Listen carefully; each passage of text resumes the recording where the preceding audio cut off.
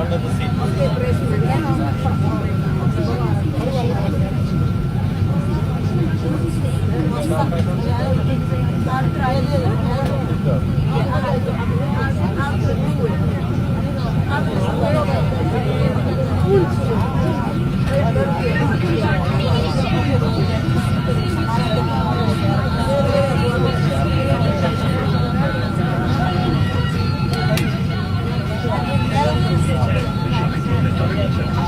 aad iyo aad baan idin soo dhaweynaynaa dalkiina waa ku soo noqoteen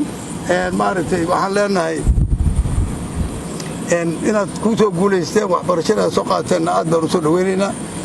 waxaan leenahay mahad baan u celinaynaa waddankan Turkiga oo na siiyey waxaan ku raahdaa chance-kaas noo siiyey ciidanka in lagu soo tababaro aad ku soo tababarataan idinkana waxaan idinku ammaanayaa kaalintii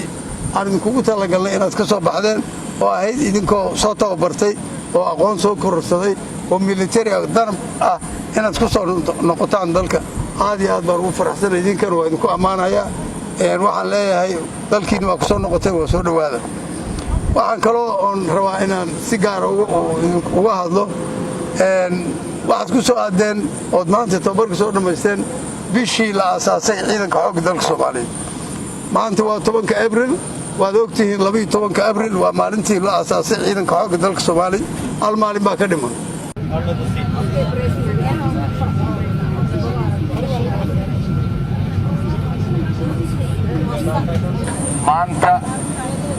maanta aan rabno inaan sharafkii karaamadii soo celin gaar ahaan ciidanka xoogga dalka Soomaaliyeed inaad lafdhabar u noqotaan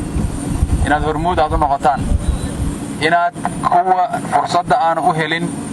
oo meesha maanta aadeen oo fursadooda aan helin inaad ugu faa'iideysaan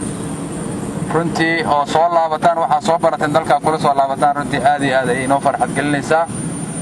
insha Allah ta'ala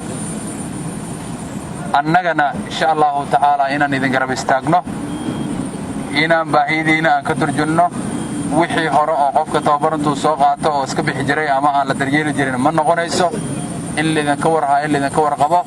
maantana waxaad haysataan taliye aqoon sare u leh dhinaca ciidanka xoogga dalka Soomaaliya oo shalay idin sagootiyay oo maanta idin soo dhaweeyay asigi iyo wasiirkiisa wada socdaan taas waxay idin tusinaysaa soo kabashada ciidanka xoogga dalka Soomaaliyeed iyo iska raash la'aanta isogolaanta aan isogolnay wada shaqeynta oo xooggan oo naga dhaxaysa taas waxay muujinaysaa shalay inaan idin wada sagootino oo maanta anagoo wada jirna idin soo dhaweyn